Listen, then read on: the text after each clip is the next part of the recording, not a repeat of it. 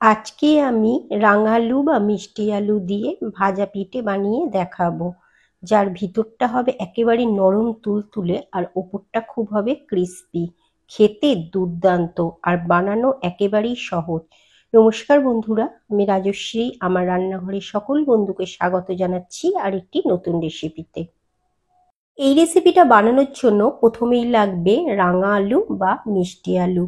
এখানে আমি 3টে মিডিয়াম সাইজের মিষ্টি আলু নিয়ে নিয়েছি, আর এর মোট ওজন আছে 250 গ্রাম।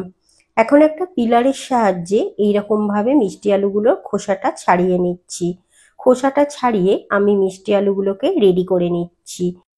তারপর খুব ভালোভাবে ধুয়ে নিয়েছি। এখন একটা ছুরি দিয়ে মিষ্টি আলুগুলোকে এরকম গোল গোল করে কেটে নিচ্ছি। এইরকম ভাবে কেটে নিলে আলুগুলো খুব তাড়াতাড়ি সেদ্ধ হয়ে যাবে। এখন একটা কুকারের মধ্যে সমস্ত মিষ্টি আলু আর পরিমাণ মতো জল দিয়ে 2 থেকে 3টে সিটি দিয়ে নেব, তাহলে খুব ভালোভাবে সেদ্ধ হয়ে যাবে। সেদ্ধ হয়ে যাবার পর জল ঝরিয়ে একটা প্লেটের মধ্যে নিয়ে নিয়েছি। এখন একটা চামচ দিয়ে এরকম ভাবে ম্যাশ করে নিচ্ছি। তবে আপনাদের কাছে ম্যাশার থাকলে ম্যাশার দিয়েও এটা ম্যাশ করে নিতে পারেন। হাফ চা চামচ আমি নুন দিয়ে দিলাম। মিষ্টি জাতীয় খাবারে নুন দিলে খাবারের স্বাদটা খুব ভালো আসে।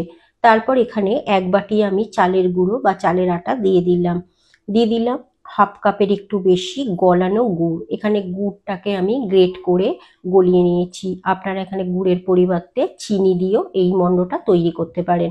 খুব ভালোভাবে একসাথে মাখিয়ে একটা সফট মন্ড আমি বানিয়ে নিয়েছি। এরপর পুর বানানোর জন্য নারকেল আর গুড় আমি খুব ভালোভাবে একসাথে মিশিয়ে পাক দিয়ে নিয়েছিলাম। যেভাবে নাড়ু তৈরি হয় সেই রকম ভাবে রেডি করে নিয়েছিলাম।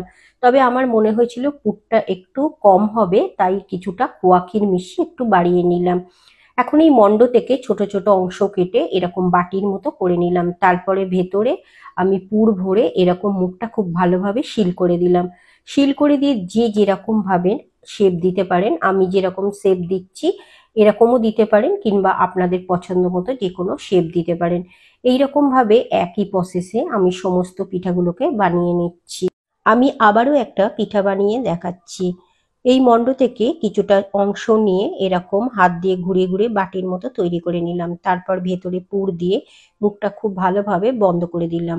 তারপর এইরকম দুদিক দিয়ে একটু চেপে চেপে একটা শেপ দিয়ে দিলাম। এইভাবে সমস্ত পিঠাগুলোকে রেডি করে নিয়েছি। এখন কড়াইয়ের মধ্যে বেশ কিছুটা রিফাইন অয়েল দিয়ে খুব ভালোভাবে গরম করে নিয়েছি। তেল গরম হয়ে যাবার পর গড়ে রাখা পিঠাগুলো তেলের মধ্যে দিয়ে দিচ্ছি।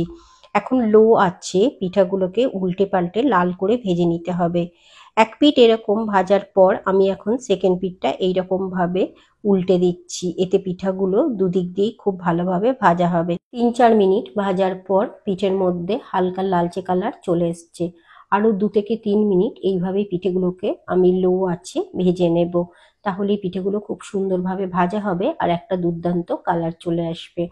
এইরকম ভাবে পিঠেগুলো ভাজলে ওপরটা খুব ক্রিস্পি হয়। এখন পিঠেগুলো ভাজা হয়ে গেছে, আমি তেল ঝরিয়ে তুলে নিচ্ছি। পিঠেগুলো তুলে নেবার পর একটা ঝুড়ির মধ্যে টিস্যু পেপার দিয়ে পিঠেগুলোকে এইভাবে রেখে দিচ্ছি, তাতে এক্সট্রা তেলটা ঝরে যাবে।